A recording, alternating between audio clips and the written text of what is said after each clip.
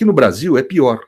Nós temos classicamente uma extrema tolerância das Forças Armadas, do sistema de justiça, de todos os estamentos de Estado com a extrema-direita. Extremismo de direita é sempre reduzido, diminuído. Gente, o que estão fazendo com o ministro Alexandre agora? Não é uma mera ameaça de bravata? Uma operação de inteligência, um militar da ativa, um policial, pesquisam a vida da família dele, investigam a vida do ministro Alexandre, pesquisam sua rotina com a finalidade de sequestrar, matar, torturar. Claramente, isso está posto, está provado. E a mídia fica reclamando do negócio de se ele tem competência ou não para decretar a prisão no caso de atentado ao Estado de Direito. É óbvio que houve um atentado de Estado de Direito. O ministro Alexandre está sendo perseguido por causa do quê? Por causa dele ter problema de calvície? Não, porque ele é relator dos casos em que está sendo punidos os ataques à democracia. É por causa do exercício da jurisdição. É provocado esse tipo de impedimento. O impedimento já é feito. A agressão já é feita para provocar que ele saia da relatoria, que ele deixe de exercer jurisdição. E se o ministro Alexandre tiver que ser afastado dessa apuração, todo juiz que apura caso de crime organizado tem que ser afastado. Quantos juízes e promotores no Brasil são ameaçados por agentes do crime organizado, tem que andar com segurança, etc. E tal. Isso vai se tornar, inclusive, com esse avanço do crime organizado no Brasil, cada vez vai se tornar mais rotina. Todos eles vão estar impedidos de julgar. Quando a corte é como um todo, quando a corte é como um todo atacada, como foi no caso do Daniel Silveira, a corte inteira está impedida de julgar. Nós temos o Supremo impedido de julgar um caso.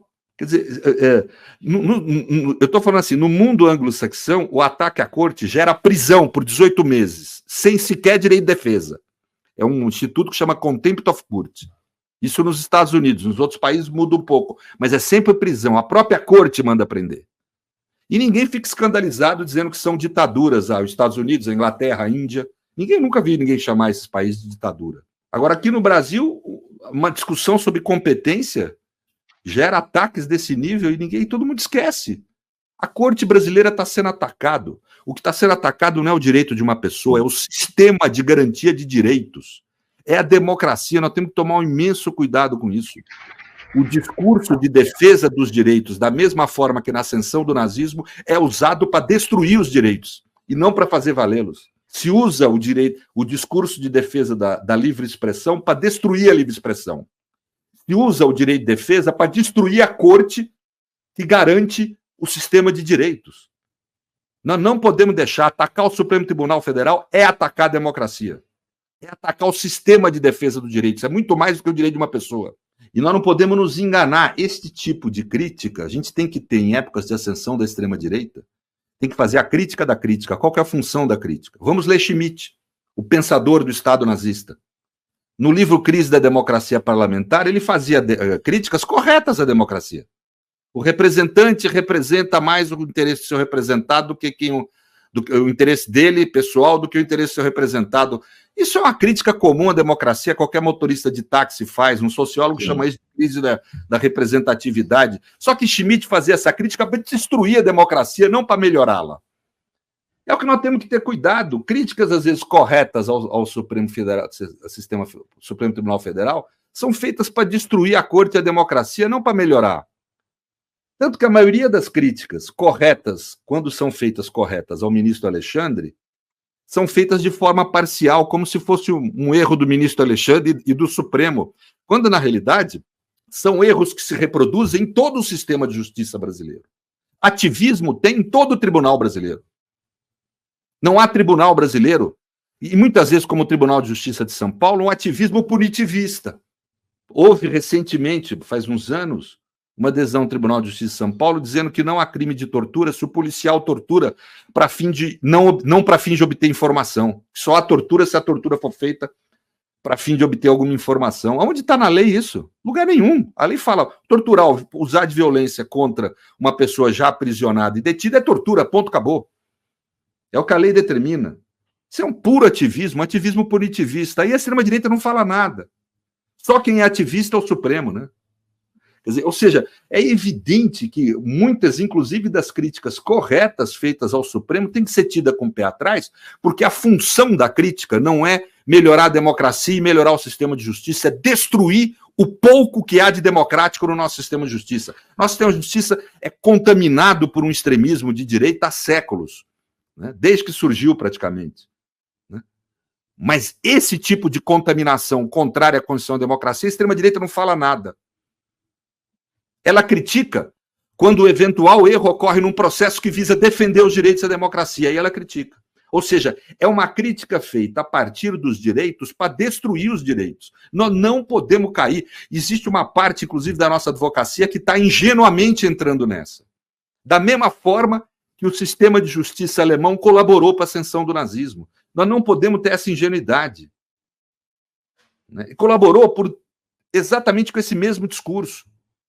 Hitler instala sua ditadura aplicando o artigo 48 da Constituição Democrática de Weimar, estabelecendo o estado de emergência. Nós temos que tomar cuidado, isso já aconteceu na história. Nós temos que ser vacinados com isso. Né? Então, eu creio que mais do que nunca, nós temos que ter esse cuidado. A partir de um discurso em favor dos direitos, se deseja, no fundo, o que se deseja é destruir os direitos. Nós temos que ter a cautela com a sofisticação desse discurso. E nós, da esquerda, temos que parar de ficar fazendo caricaturas da extrema-direita. Não são idiotas. Estão sabendo exatamente o que estão fazendo. E estão sendo eficazes no que estão fazendo. Mais do que nós. Né? Nós não podemos cair nessa ingenuidade. Né? Temos que sair das definições fáceis. O Estado é um sistema de opressão, o direito é um sistema de opressão. É uma definição fácil.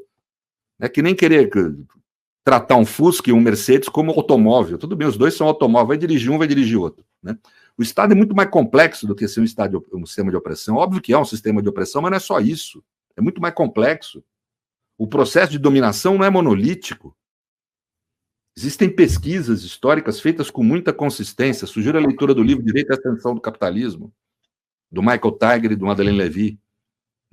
Mostram, com pesquisa histórica, mostrando, por exemplo, como o direito da burguesia ascendeu no meio da Idade Média, no interior da jurisprudência feudal.